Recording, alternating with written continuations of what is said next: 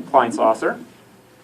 And I didn't realize just exactly how transformed Arnie was in his career here. I've only been here 2 years, and the Arnie we see before us is more or less the Arnie that I've known. But I think there was a different Arnie when he arrived here on campus some time ago. But if I can, I will turn the podium over to Arnie and give us a few words of wisdom. Thank you, Greg. I think I'll need to lower this just like Greg. So we fit in the same. All right.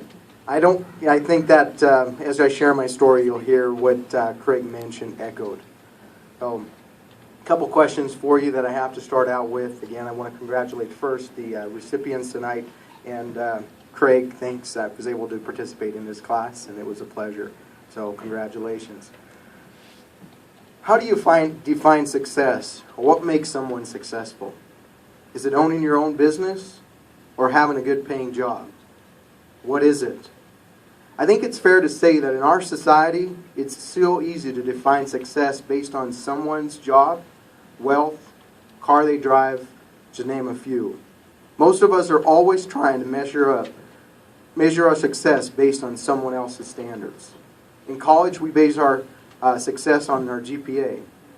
Just yesterday, I had a conversation with a couple of fellow grads about the color of our tassel. We were walking. I had just bought mine. We were walking out of the bookstore, and the color of mine, they commented on how much it was better than the one that they had. You know, we were measuring our success based on our GPA instead of how much college has changed our life. Today, I hope to get you to think about success in a different way by sharing a little bit about my story and how the definition of success and what makes someone successful has changed for me.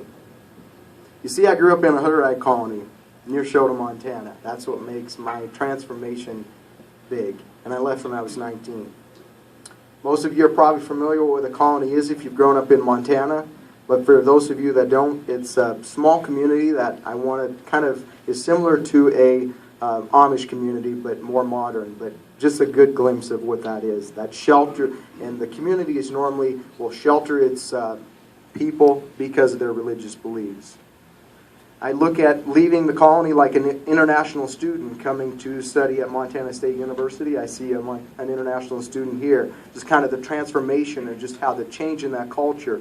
Because I grew up in a different culture, different lifestyle. My first language is German.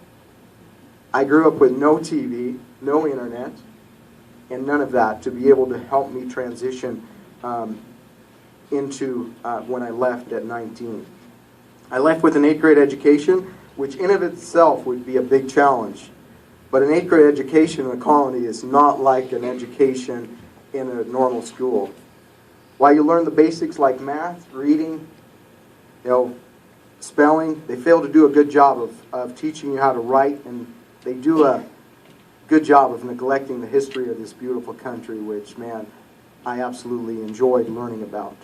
Both of those two last ones, writing and history, very important for writing class 101.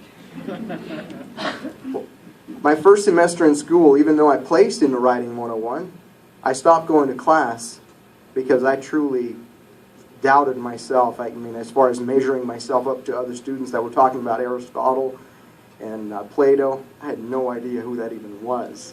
I mean, that's when you look at my job, and looking at that as far as when I define success and looking at that, the transformation is definitely something that I hope to change down the road as far as just being able to impact the colonies moving forward and be able to take that they'll eventually take that 8th grade education and look at higher education like high school, college.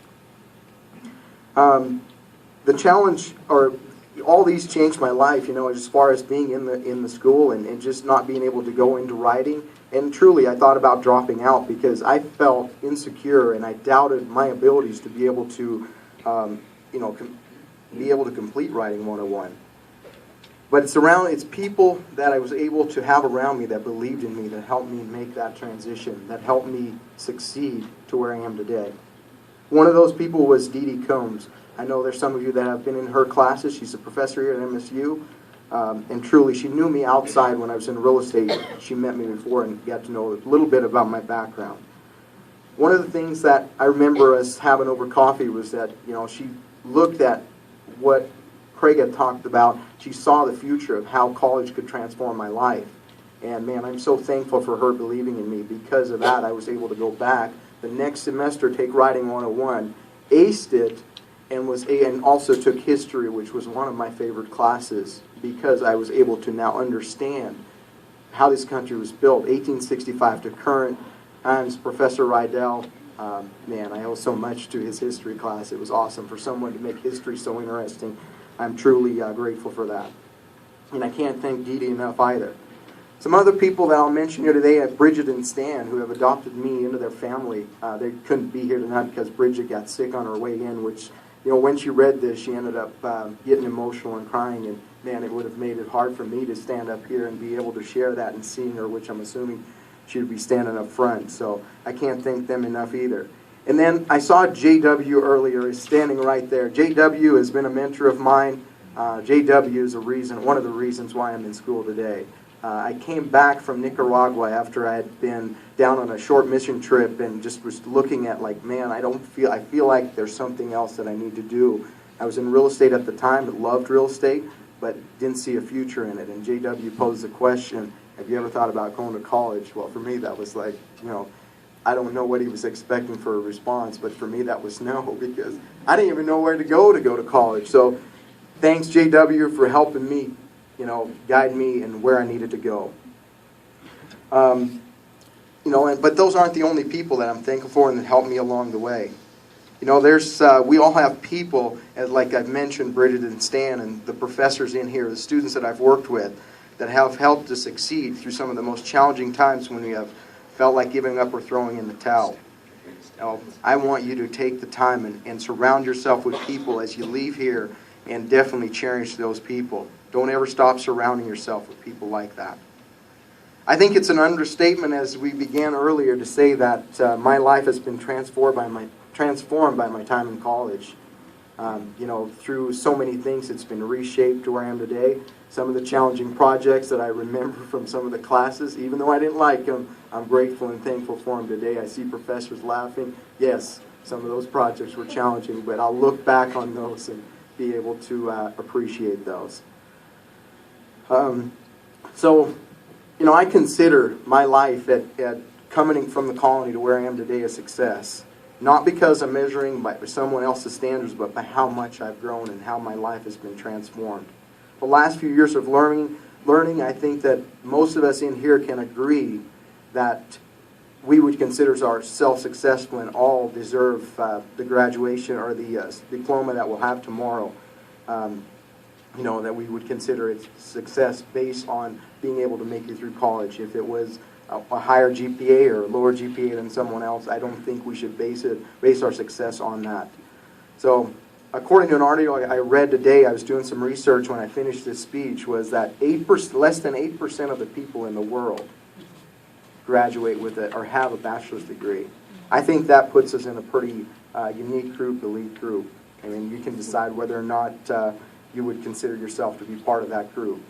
But as I finish up, my advice that I think I've learned and been able to take forward and hopefully be able to continue that process is, don't let other people define your success. I think this quote by Bob Dylan says it best. A man is a success if he gets up in the morning and gets to bed at night, and in between he does what he wants to do. So, as you transition, do something you care about, and you will not have to worry about being successful. Thank you.